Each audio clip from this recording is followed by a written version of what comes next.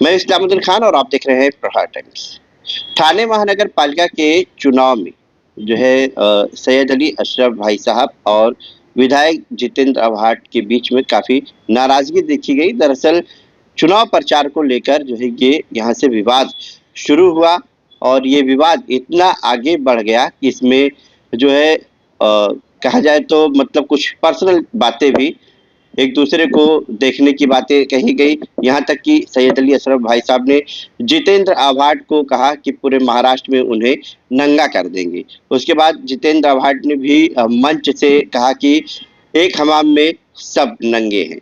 जिसके बाद सैयद अली अशरफ भाई साहब का जो है एक बयान सामने आया और उन्होंने कहा कि अगर मुझसे जाने अनजाने में कोई शब्द ऐसा निकला हो जिससे उन्हें ठेस पहुंची तो उसके लिए वो माफी मांगते हैं। लेकिन इस माफी वाले वीडियो को लेकर भी शहर में अलग अलग तरह की चर्चाएं हैं। ऐसा कहा जा रहा है कि सैयद अली अशरफ भाई साहब जो है वो डर गए हैं। तो सैयद अली अशरफ भाई साहब हमारे साथ हैं, हम उन्हीं से बात करेंगे। भाई साहब, जिस तरह से ये पूरा चुनावी माहौल रहा, आप जो बॉम्बे कॉलोनी में एमआईएम के लिए प्रचार प्रसार किए और इसी बात मैं सिर्फ इस वक्त सपोर्ट कर रहे थे ऐसा सपोर्ट भी नहीं, मैं इस वक्त जो है शानू को छोड़ के, शानू पठान को छोड़ के और शमीम खान को छोड़ के और फिर आपको बता रहा हीरा पाटिल को छोड़ के मैं भिवंडी में भी तुतारी का काम कर रहा हूँ।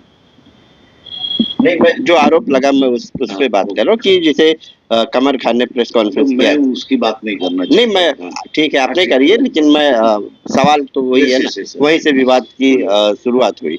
तो ये आरोप लगा कि आप जो है बॉम्बे कॉलोनी में, जबकि वार्ड नंबर 26 ही है, तो वहाँ एमआईएम के लिए प्रचार कर रहे हैं और यहाँ घड़ी के लिए प्रचार कर रहे हैं और इस वजह से जो तुतारी के कैंडिडेट है उनको नुकसान पहुंचेगा। ये पूरा विवाद शुरू हुआ और उसके बाद आपने उस प्रेस कॉन्फ्रेंस के बाद यहाँ पर जो है काफ़ी आपके समर्थक इकट्ठा हुए और जो है उसमें आपने भी काफ़ी जज्बात में आकर बहुत कुछ बोला और इसमें ये भी कहा कि अगर सैयद घराने से जितेंद्र आव्हाड टकराते हैं तो फिर पूरे महाराष्ट्र में मैं उनको नंगा कर दूंगा। उसके बाद जितेंद्र आव्हाड का बयान जो आया सामने, उसके बाद आपने माफ़ी मांगा। तो क्या वजह रही आखिर? ये कहा जा रहा है कि आप डर गए। देखिए, मैं फिर बोल रहा हूँ कि डरता तो मैं किसी के बाप से भी नहीं सिवाय अल्लाह के। वो कोई हो, मैं नाम अब नहीं लेना चाहता, कोई भी हो। मेरा नाम सैयद अली है। मैं जब जितेंद्र आव्हाड साहब को मुमरा लाया था तब भी मुझे बड़ी धमकियां मिली थी, ये हो जाएगा, तब भी मैं नहीं डरा। तो ये डरने उड़ने की कहानी झूठी है, वो अलग तरीके से वीडियो चलाई जा रही है।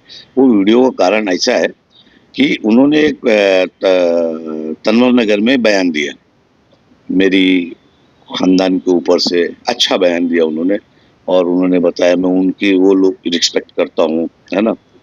तो उस बयान पे मुझसे किसी ने पूछा तो मैंने उस बयान का वो जवाब दिया कि जिस तरीके से उन्होंने हमारे लिए अच्छी बातें कही हमारे उसके लिए, तो मैंने कहा कि अगर उस चीज़ को बुरा लगा है ना, मतलब जो मैं जज्बात में कह गया, क्योंकि मैं बेहद जज्बाती आदमी, मैं उनके लिए भी ऐसे ही जज्बात में था। जब उनको मैंने 3-4 चुनाव लड़ाए तब भी मैं ऐसे ही जज्बाती आदमी था। वो जानते हैं कि मैं कितना जज्बाती आदमी हूँ, मैं जज्बात में हो गए। लेकिन उनके इर्द गिर्द जो लोगों ने ये सब जाल बुना और जिस तरीके से चुनाव हो रहा है, कैंडिडेट कौन कौन लड़ रहे हैं उनको बोलो बालो, वो व्यक्तिगत मेरे ऊपर आ रहे थे और मुझे वो शक है और आज भी शक है कि ये बार बार अटैक मेरे ऊपर कराया जाता है और ये कहीं ना कहीं मुझे मालूम है कि ये सब आदतें हैं, किसी को जलील करना, किसी को वाया गाली दिलवाना, किसी को फेसबुक से नकली आईडी बना के गाली देना। इस्लामुद्दीन भाई, मैं आज भी ऐसा आदमी हूँ कि मेरे पास न कोई आईटी सेल है, न मैं कोई नकली आईडी रखवाता हूँ, न मेरे ऑफिस से कभी किसी को एक शब्द भी रिटर्न जवाब जाता है। जिसको जो बोलना है बोले, राजनीति है, ये चलता है। फिर उन्होंने कहा कि एक ही हमाम में सब नंगे हैं, तो मैंने कहा बिल्कुल सब नंगे हैं। बीजेपी भी हमाम में नंगी है, राष्ट्रवादी भी हमाम में नंगी है, कांग्रेस भी हमाम में नंगी है। अपने अपने हिसाब से चुनाव प्रचार चल रहा है। कुलगांव के अंदर जो है कांग्रेस और एमआईएम का पैक्ट चल रहा है। लेकिन भाई साहब, जो जितेंद्र आव्हाड ने कहा है एक हमाम में सब नंगे, तो उसका शहर में ये मतलब निकाला जा रहा है कि अगर आपने जैसे कहा था कि पूरे महाराष्ट्र में नंगा कर दूंगा, मुंह दिखाने लायक कहीं नहीं रहेंगे, तो ऐसे ही आपके भी फोल्ड होंगे उनके पास। देखिए ऐसा वो है, उन्होंने कहा कि हम आपके घराने पर नहीं बोलेंगे, ठीक है, लेकिन जो है सुनिए। हम एक हमाम में सब नंगा। तो लोगों का ऐसा कहना है आपके भी कुछ फोल्ड उनके पास होंगे जो एक एक करके वो निकालेंगे बाहर।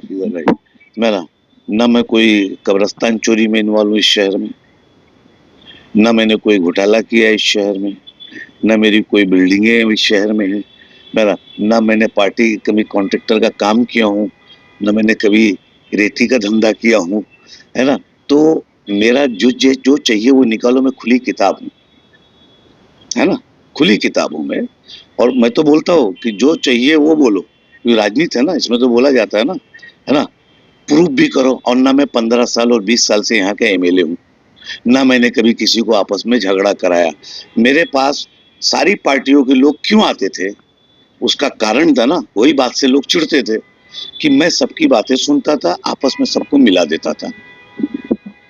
और मैं एक ऐसा आदमी था कि कहीं ना कहीं सबको बैलेंस कर लेता था।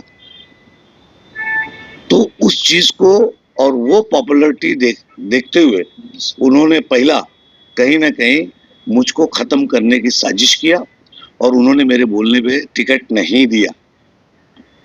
तो अब वो इतने बड़े महाराष्ट्र के नेता हैं और एक मैं मुंगरा कौसा में मेरा बचपना गया, जवानी गई, मैंने पार्टी के लिए 20 साल काम किया ईमानदारी से। उसका नतीजा है कि मेरे बोलने पे 2 टिकट नहीं, अच्छा चलो वो हार जाते तो कौन से सब जीत रहे हैं, और हारे हुए को टिकट नहीं देंगे तो क्या नाम है अपना, जिसको अभी तुतारी से टिकट मिली है वो भी 4 मरतबा हारी है, तो क्या करेंगे उसको। हार जीत तो देखिए कार्यकर्ता का टिकट देना जरूरी है, हारे जीते वो उसकी बात नहीं है। और नहीं तो एक काम करो, आपकी पार्टी में एक बोर्ड लगाओ कि हमको सिर्फ जीते हुए कार्यकर्ता चाहिए, कोई ब्लॉक अध्यक्ष नहीं, कोई वो अध्यक्ष नहीं, कोई साल भर कोई काम नहीं करने का, कुछ नहीं, जीतने का मापदंड तय कर दो। भाई साहब, आपने माफी क्यों मांगी? आखिर क्या वजह रही है सर माफी मांगने की? क्योंकि शहर में ऐसा चर्चा है कि सैयद घराना आपका इतना बड़ा घराना, और आप एक राजनीतिक पार्टी के नेता से आप माफी मांग रहे हैं। आपने कहा कि हमारे घराने में माफी जो है, इतना कहकर आप रुक गए, उसके आगे शब्द नहीं कहा। तो लोग ये कह रहे हैं कि सैयद घराने में अच्छा आप ले लीजिए, माफी जो शब्द छूट गया है वो शब्द आप ले लीजिए। मैं ये बोल रहा हूँ कि माफी जो है आपके घराने में माफ करते हैं, माफी नहीं मांगते हैं सुनिए ठीक है कि कोई गलत किया नहीं, तो ऐसा नहीं, उसको माफ कर। नहीं ऐसा नहीं, अगर हमारा घराना भी है तो इसका माने हम जुल्म करें। अगर गलत हो गया कोई चीज की तो उससे माफी मांगने में तो अल्लाह खुश होता है, रसूल खुश होता है उससे, तो मैं क्यों नहीं माफी मांगू। मैं क्या कोई तो आपने क्या जुल्म कर? मैंने ये कहा था कि जो उस वक्त उन्होंने जो हरकत मेरे साथ करवाया था, जिस आदमी ने मेरे साथ हरकत किया था, उस वक्त मेरे जज्बे से जो मेरे उनके रिश्ते है फैमिली के थे, है ना, उसके अंदर जो उस अल्फाज से अगर ठेस पहुंची हो तो मैं उसके लिए ये मेरा अपना वो था मेरा कि अगर उन्होंने उस तरीके की बात किया तो मेरा भी बात है। मैं 4 दिन 5 दिन प्रचार है ना, बात करूंगा ना, तो अगर मैं उनसे डर गया तो मुझे बैठ जाना चाहिए, कमरा बंद कर लेना चाहिए। मैं तो डंके की चोट पे अभी एक सभा करूंगा सम्राट नगर में, दूसरी सभा करूंगा वहां, तीसरी सभा करूंगा। आपका एक और बहुत तेजी से वीडियो वायरल हो के देख लिया ना आपने, सैयद घराने को छेड़ने का नतीजा मंच से, वो काफी तेजी से वायरल हो रहा है। तो बिल्कुल सही है, बिल्कुल सही है। अरे भाई इस शहर में ठीक है कि आप अपने कुछ लोगों से मेरी उंगली करवा सकते हो, आप अपने कुछ आईटी सेल से मेरे ऊपर हमले करा सकते हो, कुछ वीडियो बनवा सकते हो, कुछ मफिंग करा, क्योंकि आप ये सब करते हो, इसमें कोई शक नहीं है, मेरे को मालूम है सब, और मैं उनके हर हुनर से वाकिफ हूँ। खतरा है आपको? बिल्कुल आगे खतरा है मुझे। हेलो, आगे खतरा ये है कि कुछ ना कुछ हरकतें होगी, उसके लिए मैं तमाम जनता से निवेदन करता हूँ कि मेरे ऊपर जो जिस तरीके का अगर कोई ऐसा हमला होता है उसका जवाब, उसका जान का खतरा? जान का, तो जान से मैं डरता ही नहीं यार, जान से क्या खतरा है। खतरा खतरा इस तरीके से आजकल डिजिटल दौर चल रहा है ना इस्लामुद्दीन भाई, आपके ये सब चल रहा है ना, वो बनाया जाता है video, social media attack, personal attack, है ना, ये सब मैं नहीं करने वाला आदमी। हेलो, मैं अवार्ड जान को तो खतरा नहीं है ना, देखो कि मतलब प्रचार प्रसार में जाए हमला हो। सुन, मैं बता देता हूँ। मैं अकेला ट्रेन में चलता हूँ, जान के खतरे की बात पूछे ना, अकेला ट्रेन में जाता हूँ, अकेला ट्रेन में आता हूँ, अकेले बाइक पे चलता हूँ। मैं जान से ना, मेरे को मालूम है जिस दिन अल्लाह ताला को जान के लिए मैं तब नहीं डरा जब इनके साथ इस शहर में प्रचार शुरू करा था, तब कोई शहर में था ही नहीं यार। मेरा एक ऑफिस ये था, मुन्ना साहिल का ऑफिस था, अजीज था, और सच बात है कि वो यूनुस था। उसके अलावा पचवा आदमी हमारे पास नहीं था यार, पचवा आदमी कौसा तक कोई नहीं था, एक आदमी भी नहीं था हमारे साथ। तब मैं नहीं डरा, मैं स्थानीय हमारे भाइयों से नहीं डरा, है ना, जिसकी सजा मुझे भोगना पड़ा। दूसरे चुनाव में सारे लोग, भोईर साहब ले लीजिए, राजन केनी साहब ले लीजिए, शानू के लिए महीन के खिलाफ प्रचार किया तो महीन भी ले लीजिए, शिवदास भगत जी भी नाराज थे कि नीचे भाई साहब ऐसा कर रहे थे, तो वो भी नाराज थे, वो भी ले लीजिए। सब ने मिलके मेरे 2 पैनल के अंदर मुझे हरा दिया, क्योंकि अवार्ड साहब को लोग जो है स्थानिक जो यहाँ के मराठी और तमाम सब लोग हैं बाशी, वो उनको पसंद नहीं करते थे।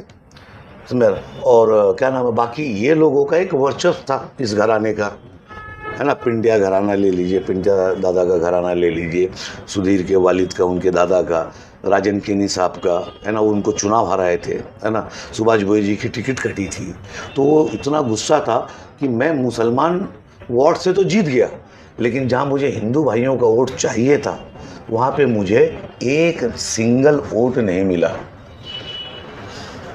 ये मेरी कहानी है भाई साहब। जो और आज 2026 का जो ये चुनाव है कॉर्पोरेशन का, तो आप तुतारी में गए, लेकिन आपने ऐसा क्यों किया कि आप MIM के लिए और घड़ी के लिए प्रचार करें, की वजह क्या है? देखिए, MIM मेरा सब्जेक्ट ही नहीं हो सकता, मेरा जहनी नहीं हो सकता। रहा सवाल जो नीचे जो कैंडिडेट है सैफ जो कैंडिडेट है ना, वो मोहल्ले के अंदर अगर घर से आएंगे तो मिलेगा और घर पे जाएंगे तो मिलेगा, है ना। इसका माने विचार नहीं मिलता हो तो पिछले MLA में भी लड़ा था ना MLA में लड़ा था ना। तो MLA में भाई साहब किसके साथ थे, किसको लीड मिली थी? तुतारी के साथ मिली थी ना। तो अभी मोहल्ले में अगर 5 कैंडिडेट हैं तो आप सबसे मुंह फेर के जा सकते हैं क्या? इंसानियत के तौर पे मिलते हुए जाएंगे ना। वो नमाज में, गरीब नवाज मस्जिद में नमाज में बाजू में रहता है मगरिब में, क्या कहेंगे आप उसको? ये वो है, विचार अलग है। MIM मेरा सब्जेक्ट नहीं, तो मैं MIM से आमदार नहीं बन जाता था यार। मेरे से ज़्यादा कोई ताकतवर था। घड़ी का देखिए, घड़ी का तो ऐसा है कि मैं तो खुलेआम कर रहा हूँ यार प्रचार। नया क्या हो सकता है मेरी जगह कोई दूसरा हो तो वो अवार्ड साहब के प्रकोप से या उनकी ताकत से या उनकी सल्तनत से, है ना, डर गया होता ना। मैं तो खुलेआम कर रहा हूँ ना, खुलेआम बोल रहा हूँ ना। वो एक अल्फाज का जो वो था, वो कहीं ना कहीं बुरा लग रहा था मेरा, मुझे वो नहीं कहना था। उन्होंने जब अच्छी बात कहा तो मैंने भी अच्छी बात कहा, और आज से वही चलेगा। आज से विकास पे बात होगी शहर भर में। इसके बाद जैसे उनका बयान आया, जितेंद्र आवाड का बयान है, उसके बाद आपने भी बयान दिया, तो इसके बाद आपसे और जितेंद्र आवाड से कुछ बातचीत वगैरह हुई है? नहीं, कई लोगों ने आपस में बात कराने की बात सोची, की, कहा, लेकिन फिल वक्त जो है 16 तारीख तक जो चुनाव महानगर पालिका होने तक मेरी उनकी कोई बातचीत नहीं होगी।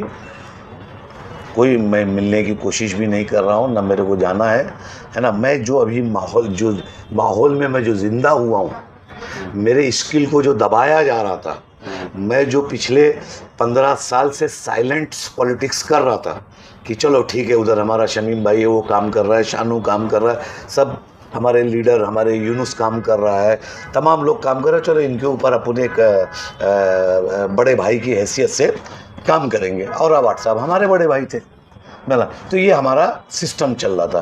तो इसके अंदर मैं अभी, मुझे कॉर्पोरेशन चुनाव नहीं लड़ना था, मुझे कोई मेरी बेटी बेटा या रिश्तेदार या नातेदार को टिकट नहीं दिलाना था। तो मैं बोला ये सब करेंगे, लेकिन कैसा हो गया कि मैंने कुछ देखा कि अगर मेरे यहाँ कोई ज़्यादा आता था तो भी तकलीफ होती थी उनको। पार्टी के कार्यकर्ता मेरे से कुछ कटते, किसको तकलीफ? मैं नहीं बोलूँगा, मेरा कुछ लोगों को पार्टी के अंदर ही ऐसी तकलीफ थी कि अगर भाई साहब के यहाँ ज़्यादा जाएंगे तो साहब नाराज़ हो जाएंगे, ऐसा मुझे कंफर्म मालूम है। और नहीं तो अवार्ड साहब जो है वो बहुत बड़े नेता है, बहुत होशियार नेता है, बहुत होशियार नेता है, बोल रहा हूँ। इतने होशियार है कि मुमरा का तो आदमी अब जाके थोड़ा समझ रहा है ना। अभी भी 10 साल निकाल देते तो अगर मैं खिलाफ ना होता तो। आज मैं अपनी जगह पे आ गया हूँ, सैयद अली अशरफ आंदोलन सम्राट। और इंशाल्लाह ताला इस्लामुद्दीन भाई आपके माध्यम से बोल रहा हूँ, अब हर चीज़ पे पुतला शैलेश नगर के पास जलेगा, हर चीज़ का पुतला शैलेश नगर पे जलेगा। क्योंकि क्या है कि आप किसी को ख़त्म करने की कोशिश मत करें। यूनुस को ख़त्म करने की कोशिश की, यूनुस ख़त्म हुआ।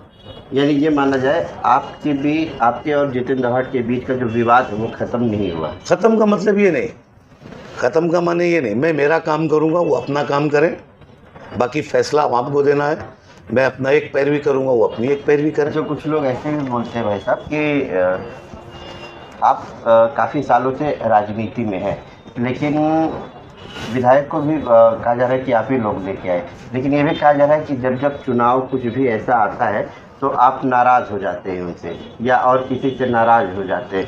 ऐसा कहा जाता है कि आप ब्लैकमेल करना चालू कर देते। देखो ऐसा है, ब्लैकमेल का धंधा ही मेरा नहीं है। ब्लैकमेल का धंधा होता, ब्लैकमेल का धंधा मेरा नहीं है। वो जो लोग करते ब्लैकमेल ना, वो आपके पास बाकायदा लिस्ट कि कौन करता है, किसको पटाने जाते हैं, कि कौन पटाया जाता है, ये सब आप जानो, है ना। मेरा ये ऑफिस है, ठीक है। मेरे ऑफिस पे कभी आए क्या पटाने के लिए कोई? मैं जो रहता है वो बोल देता हूँ, है ना। और अगर दिल साफ हो गया तो कुछ नहीं, जैसा है एज इट इज़ है वो। मैं ज़्यादा कोई हरदम बंगले पे भी नहीं जाता। मुझसे पॉलिटिकल पार्टीज़ जो है हमारी, उसके अंदर कोई राय नहीं दिया जाता, राय नहीं ली गई, मुझसे पूछा ही नहीं गया। इतना बड़ा बुमराह का चुनाव है और आप सोचो यहाँ के किसी मुसलमान नेता को, किसी नेता को भी कॉन्फिडेंस में नहीं लिया गया तो मेरे बताओ, तो अपनी मर्जी चलाई गई। तक एकदम सस्पेंस बना रहा, कौन है कौन। उनके उम्मीदवार खुद ही इधर उधर भाग रहे थे कि भाई क्या होने वाला है, क्योंकि ऐसा है उनका भी भविष्य अधर में लटकता हुआ दिखाई दे। देखिए ऐसा, कितने तो भाग भी गए। ऐसा है कि भागे ना सब, डर खत्म हुई ना, डर की सियासत खत्म हुई ना, गए ना लोग। कब तक ये करेंगे, झेलेंगे किसी को? कम से कम साफ पॉलिटिक्स, देखो पॉलिटिक्स होती है, पॉलिटिक्स भी साफ होती है,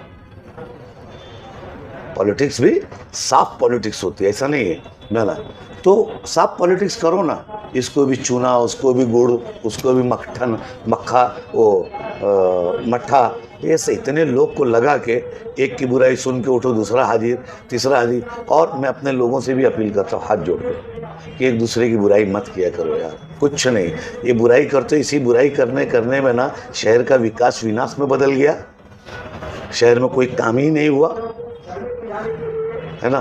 कोशिश की गई, काम होना चाहिए था जो, वो काम हमको 100% नहीं मिला है इस शहर में। और ये मैं नहीं बोल रहा हूँ, ये मैं पार्टी में था तो मैं चुप रहता था। ये शहर का हर जिम्मेदार आदमी, कोई लड़ाई करने आजकल जाता नहीं भाई, क्योंकि क्या है कि 4-5 गुंडे भेज दिए जाते हैं, है ना। फिर उसके कैरेक्टर के ऊपर अटैक करना चालू हो जाता है, फिर उसके ऊपर अटैक करना चाहते हैं। ये बहुत दिन से इसे पर्सनल चीज़ों पे चले जाते हैं। तो देखिए पर्सनल, हर आदमी की ज़िंदगी में हर चीज़ पर्सनल है। इस्लामुद्दीन आपका भी होगा, मेरा भी होगा, काज़मी साहब का भी होगा, हर आदमी का पर्सनल है।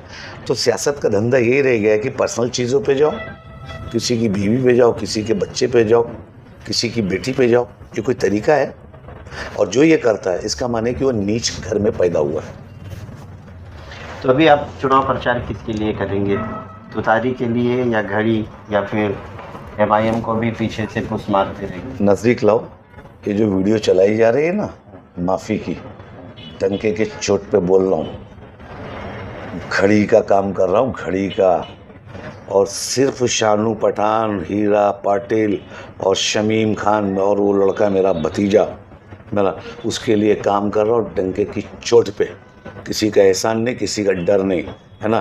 और सुन लो, मेरा पूरे मुमरा में करूँगा। तुतारी के लिए सिर्फ शानू पठान, शमीम भाई हाँ। और हीरा पाटिल के हीरा काम पाटिल, कर रहे हैं। हाँ। और बाकी सब जगह बाकी सब जगह मैं घड़ी का काम कर रहा हूँ, सब जगह घड़ी का काम कर रहा हूँ। और मेरे नेता आदरणीय पवार साहब है और वो भी जो है पूना और पिंपरी चिंचवड़ के अंदर राष्ट्रवादी की घड़ी के साथ चुनाव लड़वा रहे हैं। अगर मेरे नेता को बीजेपी का कहा जाएगा तो ठीक है, मैं भी बीजेपी का हूँ और मैं चुनाव के बाद पवार साहब के पास जाऊँगा। और अगर हमारे आदरणीय नेता ने कहा कि सैयद अली अब तू पार्टी छोड़ दे तो मैं छोड़ दूंगा, और उन्होंने कहा कि पार्टी में रह के विरोध कर तो बिल्कुल विरोध करूंगा। तो क्या माना जाए, जैसे कि मुमरा शहर के बहुत से मुद्दे हैं जो हुआ नहीं है काम, तो जैसे ज़मीन का मामला हो, स्लाटर हाउस हो, या फिर गर्ल हॉस्टल हो, खेल का मैदान हो, गार्डन हो, एजुकेशन के लिए और सीबीएसई जो है स्कूल कॉलेज लाने की बात हो, तो इन सब मामलों को लेकर जैसे आपने कहा कि अगर ये सब काम नहीं होते तो यहाँ पर पुतला चलेगा। देखिए, ऐसा है कि ये सब काम होने चाहिए थे कि नहीं होने चाहिए थे, जो नहीं हुए। हाईली एजुकेटेड आदमी थे हमारे अवार्ड साहब। सबसे पहले किस पे काम होना चाहिए था? एजुकेशन पे, शिक्षा पे काम। मैं कई मरतबा उनको बोला कि वो उर्दू, वो जो मराठी स्कूल थी जिसमें बच्चे 6000, एजुकेशन मिनिस्टर भी थे, एजुकेशन मिनिस्टर भी थे, हायर एजुकेशन के मिनिस्टर थे।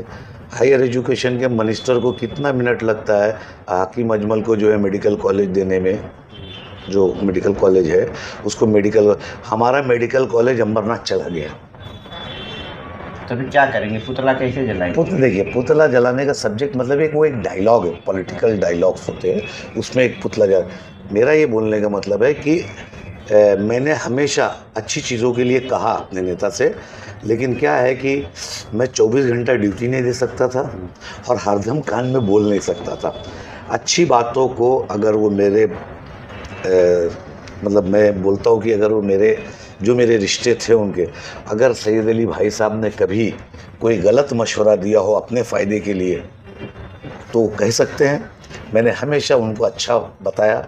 जब हाउसिंग मिनिस्टर थे तब मैंने कहा 40,000 50,000 घर, पुरानी बिल्डिंगें, जूनी बिल्डिंगें जो है टूट रही है, या तो वो इलीगल बनेगी या तो लीगल बनेगी। ऐसा कोई लाया जाए, कोई हिसाब किताब लाया जाए जिससे पुराना मुमरा, पुराना अमृत नगर है ना, पुराना कौसा वो रीडेवलप्ड हो। तो मैंने हर अच्छे इश्यूज़ पे बात की। मैंने कहा था कि वो जो 6000 बच्चे का स्कूल है कौसा MM वैली में, मैं बोला एक काम कीजिए, वो स्कूल मुझे सुपुर्द कर दीजिए, है ना। मैं वो स्कूल को मेरे उससे मतलब मेरे मानने वाले, चाहने वाले जो लोग हैं उनसे मैं कम से कम अच्छे क्लासरूम और बाथरूम वगैरह बनवा लेता हूँ। फिर उसके अंदर भी मुझे कहीं ना कहीं दहीने कर दिया गया। फिर मैंने कब्रस्तान पे इतना लफड़ा हुआ, पानी भरा, ये सब आपको सारी कहानी मालूम है। फिर मैंने एक स्टेटमेंट दिया था, शायद आप ही लोग थे, कि आप लोग टेंशन मत लो, पिछले चुनाव में कब्रस्तान में मेरे हाथ में लेने वाला हूँ और अच्छा करके दूंगा। फिर वही हुआ कहानी कि डाक का 3 पार्ट मेरा वो नहीं करना है। मैं बोला मेरे को एक्सपीरियंस है कि मैं जिस कब्रस्तान का ट्रस्टी हूँ जीजा माता का, आप जाके वो कब्रस्तान देखिए। मैंने व्हाट्सएप को कब्रस्तान भी दिखाया कि देखिए ये छोटा सा कब्रस्तान है, इसमें 300 कब्रें हमने बढ़ा दिया। और कब्रस्तान आप देख लीजिए, जाके आप कभी जाइए, एक मरतबा वीडियो बना के आइए। तो मैंने बोला कि मैं सारे शहर के, चाहे वो MIM हो, चाहे जो गंदा उस टाइम पे सबके लिए लिखते थे, बोलते थे, कहते थे, समझे आप बात को। तो मैं बोला आप वहाँ मत आइए, उन सब को लेके मैं कब्रस्तान का काम करवाता हूँ, दुरुस्त करवाता हूँ। और जब सब हो जाएगा तो हम बगैर एक तस्वीर खिंचाए, वो जितनी भी पार्टी के लोग थे, जो एक तरीके से कुल जमात बोल दीजिए, एक तरीके से कुल पार्टी बोल दीजिए, कि जो विरोध भी करे तो उनको भी लेके मैं बनाऊँगा। उसके बाद आप हमारे शहर के आमदार हो, है ना, निधि उधि आप लाए हो तो जाके आप ओपनिंग रिबन करना उसके बाजू में नहीं, क्योंकि कब्रस्तान आखिरत की चीज़ है। और वहाँ पे जो सियासत भी होती थी मेरे को पसंद नहीं थी, क्योंकि बड़ा ख़राब लगता है कि हमारे शहर में एक कब्रस्तान है, उसी के ऊपर रोज़ कहानी, कभी ये हो गया, कभी हो गया, तो बुरा भी लगता था। ऐसा लगता था कि पूरे हिंदुस्तान में खाली यही कब्रस्तान है मेरा जिस पे हंगामा हो रहा है, और आज तक ये साला बना ही नहीं। मैंने, और अभी भी नहीं बना है पूरा। मैंने अभी भी जाओ तो कोई ना कोई शिकायत मिल ही जाती। तो बड़े अफसोस की बात है समझ भाई, इस पे सब पे जाने दीजिए, बात करना ठीक नहीं है। बहरहाल मैं आपको बताता हूँ, न मैं डरा हूँ और न मैं झुका हूँ। मेरे सारे लोगों से मैं कह रहा हूँ कि मेरी आवाज़ उठी है तो अब ऐसे ही रहेगी आवाज़, है ना। ये है कि लहजे में थोड़ा उलटफेर हो गई। हाँ, अगर हाँ, लेकिन अगर किसी ने फिर मेरे को आईने दाहिने बाएं ने अगर किया तो फिर हो सकता है लहजा, मैंने कहा कि लहजा बदल भी सकता है, लेकिन ये है कि अब अदब में ही बदलेगा। तो आपने सुना कि सैयद अली अशरफ भाई साहब हमारे साथ थे। उन्होंने कहा कि माफ़ी जो मांगनी है, माफ़ी मांगने का मतलब ये नहीं कि वो डरे हों। और चुनाव प्रचार की रही बात, तो उनका साफ तौर पर कहना है कि कुछ चुनिंदा लोगों को छोड़कर उसके अलावा वो घड़ी का प्रचार करेंगे।